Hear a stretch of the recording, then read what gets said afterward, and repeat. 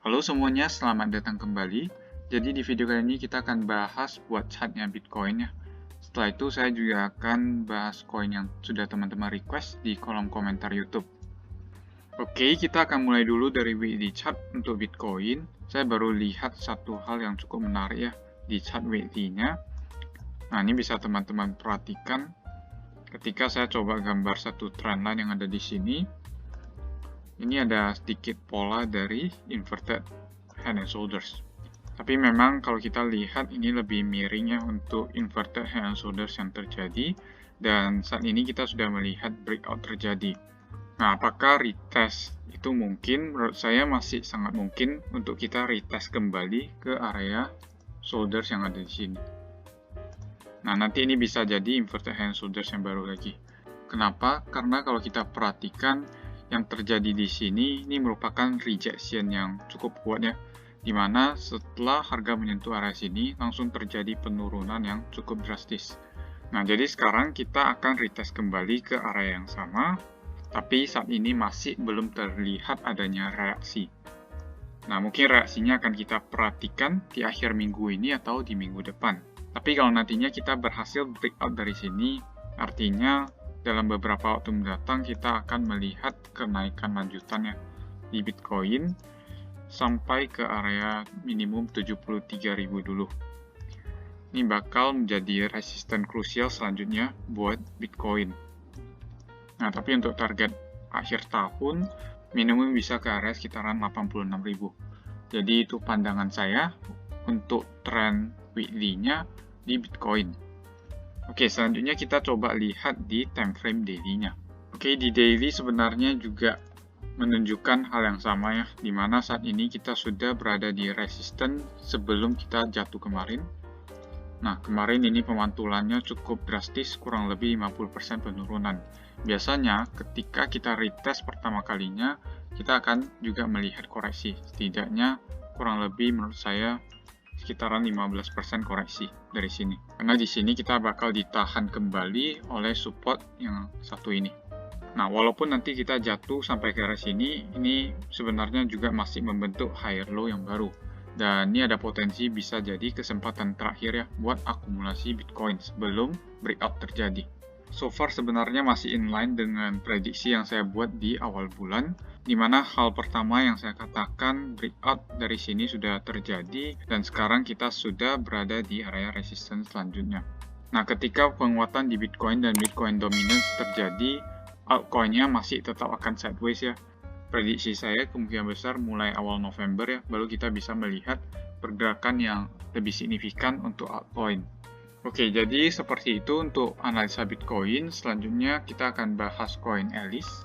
Oke, untuk koin Alice sebenarnya saya udah share juga di channel Telegram saya. Saya katakan ini sebenarnya ada potensi bisa jadi inverted head and shoulders.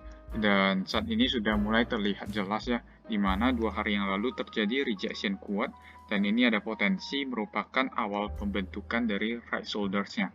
Jadi kalau inverted head and shoulders-nya terjadi di time frame daily, kurang lebih akan seperti ini. Nah, jadi dalam jangka waktu dekat ada potensi Alice bakal perlahan-lahan mengalami kenaikan, tapi ini juga masih akan terlihat sedikit sideways ya untuk kenaikan yang terjadi.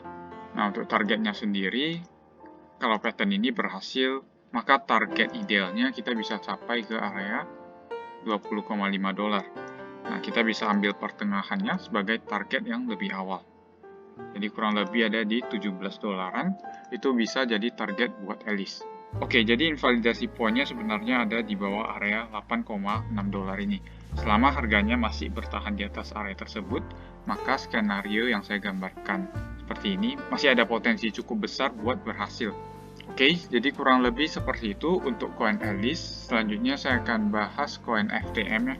Oke, kalau kita perhatikan buat koin FTM sebenarnya bullish momentumnya masih cukup kuat, di mana hari ini kita baru saja sentuh support dan langsung mantul dari support tersebut. Nah, dalam jangka waktu dekat yang saya bisa ekspektasikan adalah pergerakan sideways ya, dengan area resisten kurang lebih di sekitaran 2,35 sampai 2,4 dolar.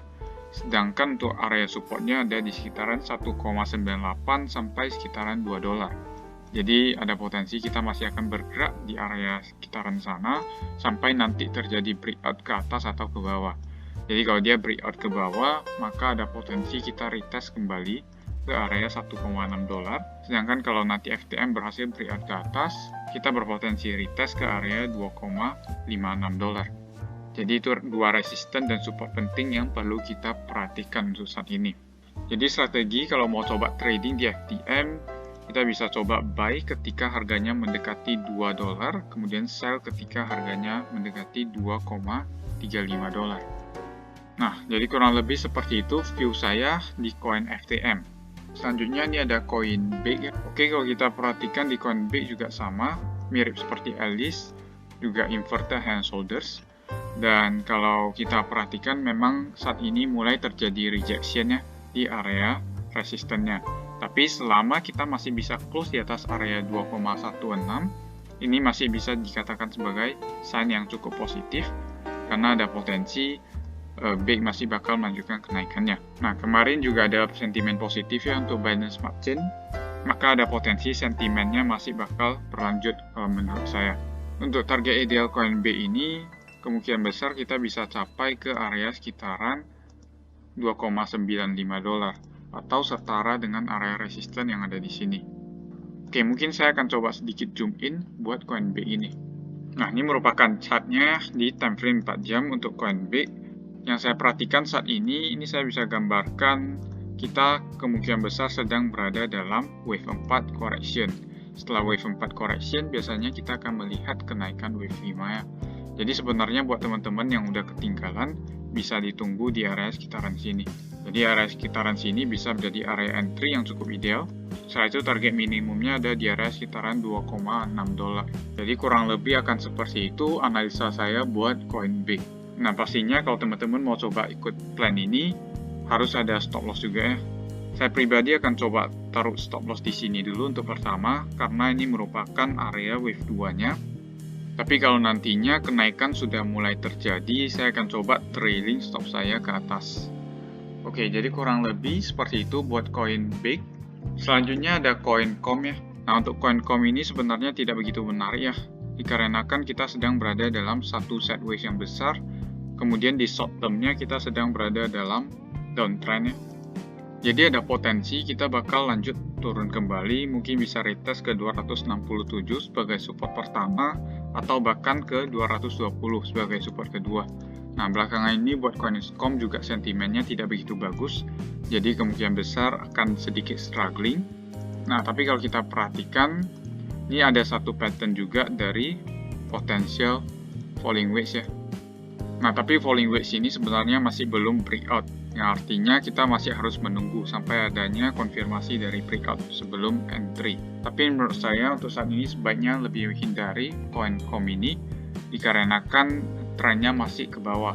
Jadi kalau kita mau coba buy itu kita lebih melawan tren. Saya pribadi hanya akan tertarik untuk koin COM ini ketika dia berhasil breakout dari area 375 ini. Jadi sebelum dia berhasil breakout dari sana, ini masih belum begitu menarik buat saya. Oke, jadi kurang lebih mungkin seperti itu buat koin COM. Selanjutnya saya akan bahas koin SFP. Oke, untuk koin SFP ini merupakan koin yang kemarin naik lumayan tinggi ya. Untuk resisten SFP ini kurang lebih ada di sekitar sini ya. Karena di area sini merupakan area di mana pemantulan yang dalam terjadi. Nah, ini teman-teman bisa perhatikan.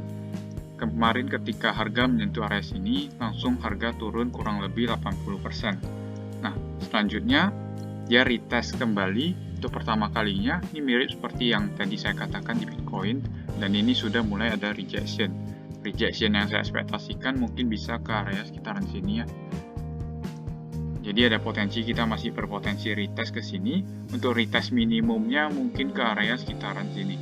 Nah, jadi ada beberapa area yang patut teman-teman perhatikan. Nah, setelah retest, baru kita akan sideways. Setelah itu ada potensi kita akan melanjutkan kenaikan kembali. Nah, apakah saat ini masih cukup ideal buat kita akumulasi? Kalau menurut saya ini sudah terlalu tinggi, jadi kita bisa lebih hindari. Kalau teman-teman mau coba akumulasi, bisa akumulasi di sekitaran 2,32 ya. Tapi ini juga harus akumulasi secara bertahap. Nah, kalau saya coba tarik Fibonacci-nya, Nah, area 2,31 ini juga sebenarnya searea dengan 2,26. Jadi ini bisa jadi area yang patut teman-teman pantau dari 2,6 sampai 2,31. Oke, jadi kurang lebih mungkin seperti itu saja untuk analisa kali ini. Terima kasih sudah menonton, sampai jumpa di video berikutnya.